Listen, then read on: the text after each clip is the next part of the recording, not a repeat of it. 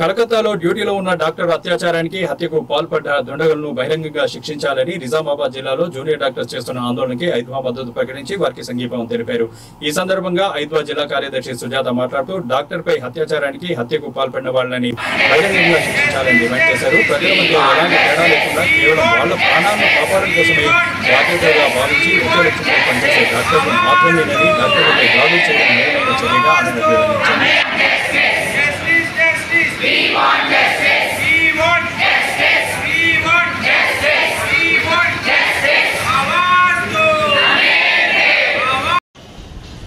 ఈరోజు నిజామాబాద్ జిల్లాలో ఏదైతే దేశంలో మరొకసారి నిర్భయ సంఘటన గుర్తుకు తెచ్చే విధంగా డాక్టర్ హత్య జరిగిందో దానికి నిరసన తెలుపుతున్న నిజామాబాద్ డాక్టర్లకు మద్దతుగా ఈరోజు ఐద్వా మహిళా సంఘం ఆధ్వర్యంలో మద్దతు ఇవ్వడం జరిగింది. దేశవ్యాప్తంగా రోజు రోజుకి హత్యలు, అత్యాచారాలు, దాడులకు నిరంతరం అదుపు లేకుండా విపరీతంగా పెరుగుతూ ఉన్నాయి. కాబట్టి దీనిపైన సెంటర్ గవర్నమెంట్ ఏదైతే ఉందో స్పందించి మహిళలకు రక్షణ కల్పించే విషయంలో నిర్లక్ష్యం వహిస్తుంది.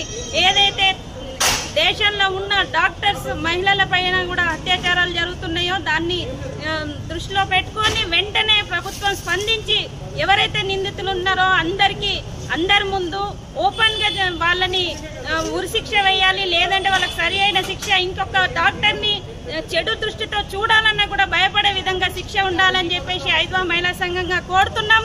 లేదంటే బాధితురాలికి న్యాయం జరిగేంత వరకు ఆందోళన కార్యక్రమం దేశవ్యాప్తంగా కూడా చేస్తామని చెప్పేసి ఐద్వా మహిళా సంఘంగా కేంద్ర ప్రభుత్వాన్ని హెచ్చరిస్తా ఉన్నాం.